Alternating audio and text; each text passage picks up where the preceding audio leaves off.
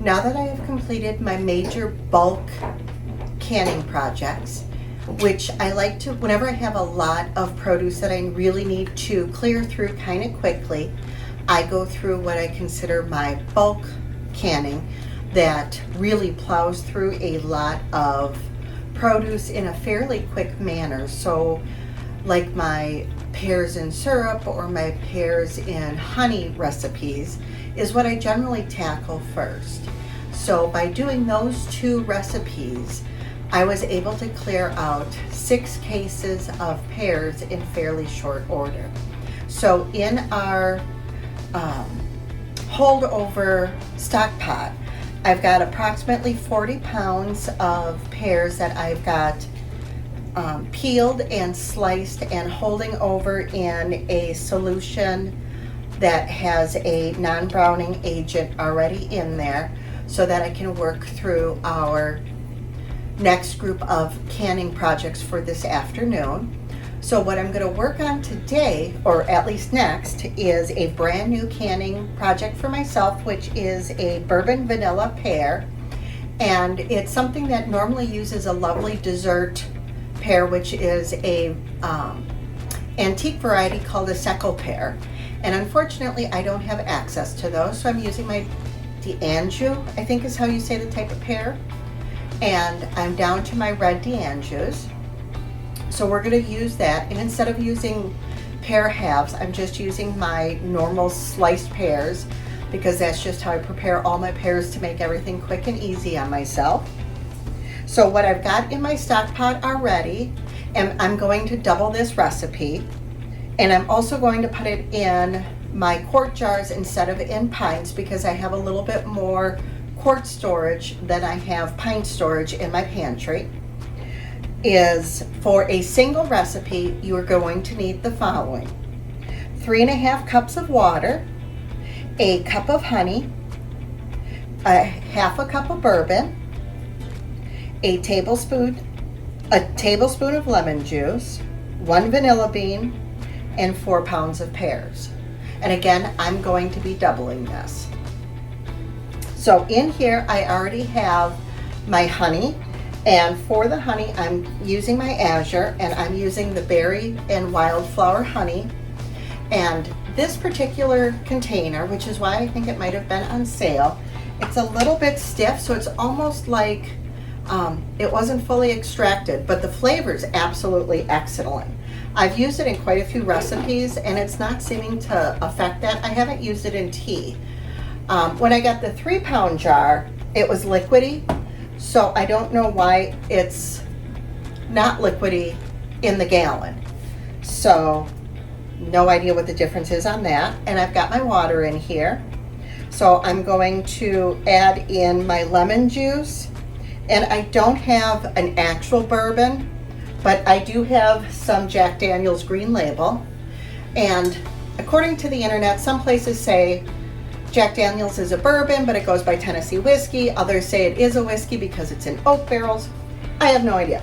But I got a bottle of Jack, and Jack it's going to be. But you know what? I do not have measuring cups, so let me grab that. You know what? I can't find my 1-cup measure, so we're going to go without it. I don't know what I did with it. It might be in my dishwasher. I need a couple tablespoons of lemon juice.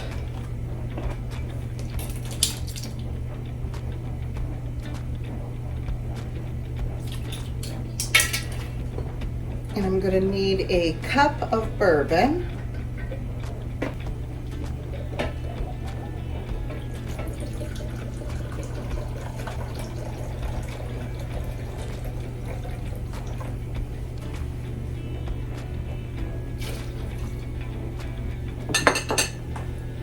And I think I'm going to go a little light on the bourbon because I have found anytime that I use alcohol on soft fruits, it's absolutely divine when we use it early after it's been canned. But as it's sitting a little bit longer, that alcohol really does get into that fruit once it's in there a little bit, and it gets a little alcohol heavy. And that's not something I tend to like early in the morning. I'm not to that stage of life yet. So I'm going to go ahead, put this on the stove, and we want to bring it up to a boil. And then while that is boiling, I am going to start weighing out about 8 pounds of pears. I don't like weighing out my pears this early because I don't want them to change colors. But okay, we've gotten our sauce mixture that has simmered on the stove and everything has combined. I have tasted the syrup, and it's actually quite good. So I think this is going to be something that I'm going to add to my normal yearly canning. So if anybody has a good bourbon that they like, I'd love it if you could leave that in the comments, because I think it's going to be added to our little booze collection. So the next step that we're going to do is we're going to add the vanilla beans into the syrup. I've already added one and scraped it, and the recipe doesn't tell us to actually put the vanilla pod into the syrup, but I'm going to do that so that while we simmer it for the 5 minutes, it's going to infuse a little bit more vanilla flavor into our syrup, but I'm not going to can it with that vanilla bean. And if you look along the edge here, you're going to see a little bit of darkness.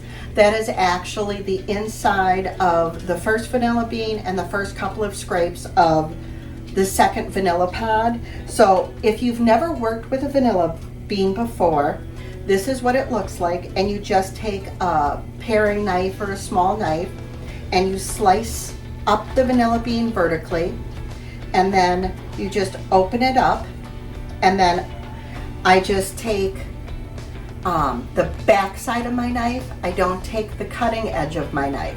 I find it's easier if I take the back side, and I usually take my thumbnails and I open up along that cut section along my vanilla pod to open it up, because it's a little bit sticky and it wants to close back up. And then I kind of hold it on one end, because and you want to, whenever you open it, you don't want to cut all the way through, that you cut both the top layer and the bottom layer. You want to try to just cut that top layer. And then you just scrape along the back, and you want to cut out the vanilla pod caviar. Oops. And that, oops, gosh darn it. And that's what you've got on the back of your knife. And then you just scrape it into your syrup here. And I'm just going to kind of mix it in. And then I'm going to drop this vanilla pod into my syrup, so that while I'm going to simmer for the 5 minutes, because we want our pears to cook through and do as much shrinkage as we possibly can prior to canning them. It gives us a little bit of a prettier jar if that's something that you're concerned about. I personally don't really care. You're going to use fewer jars. It's going to look a little prettier. You know, if that's something that you care about. You're not going to get quite as much syrup in with each jar whenever you have more fruit per jar. You know, so there's a little bit of give and take. And since I've never made this before, I don't know, you know, how much syrup versus how much fruit this particular recipe gives you. And oh, by the way, this recipe comes from the new Ball Book of Canning. So let me quick grab it so that you can see. You know, this is where it is, and it's on page 119. I will link it below if you're interested in giving it a whirl. And I've already got 5 pounds of pears in our syrup. 5 pounds of pears in our syrup. And I'm going to put the other 5 pounds, or I'm sorry, 4 pounds in our syrup. So I'm going to put the other 4 pounds in. And because our syrup is hot, I don't want to just plop it in there and splash it back up.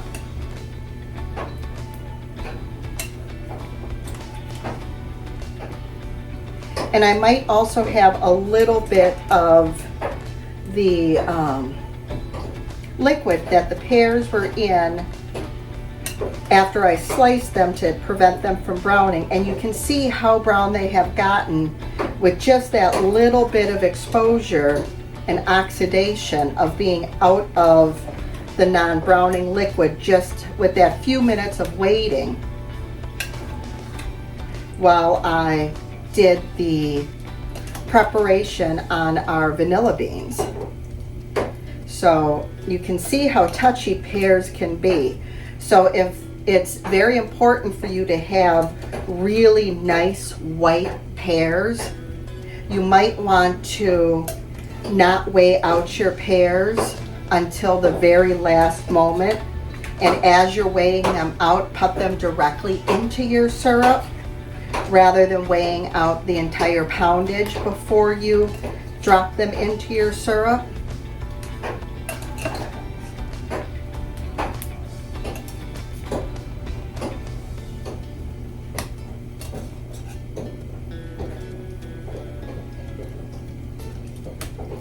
Alrighty, it looks like it's going to be a tight fit as far as pears to syrup combination.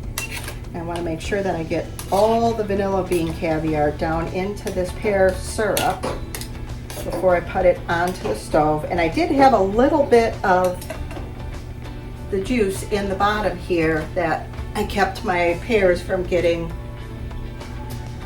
turning brown. So let me put this in my sink. But it's still a touch warm. So now what we're going to do is we're going to simmer this on low for approximately 5 minutes until our pears have cooked through. And then we're going to come back and we are just going to do our standard canning practices. What we want is we want to load our jars with a 1/2 inch headspace. We're going to can in a water bath for 15 minutes for a standard altitude. If you need to adjust your canning time because of your altitude on any recipe, you're going to do that with this recipe too. That's just a standard thing that you need to do because of your altitude. And then it will normally, a normal standard recipe is going to yield 5 pints of product approximately. And like I said, I doubled this recipe on the first go round. So I'm hoping to get about 8 quarts. 6, 7. And I've only got 7 quarts there. So I'm going to throw together 7 quarts and I got some pints on my other counter. So I'm just going to roll through however many I get and we'll see what we get and I'll bring you back whenever I've got most of them jarred up and I'll see you in just a few seconds. Okay, I have gotten all of our Bourbon Vanilla Pears canned up, and I do believe I have had a change of canning plans.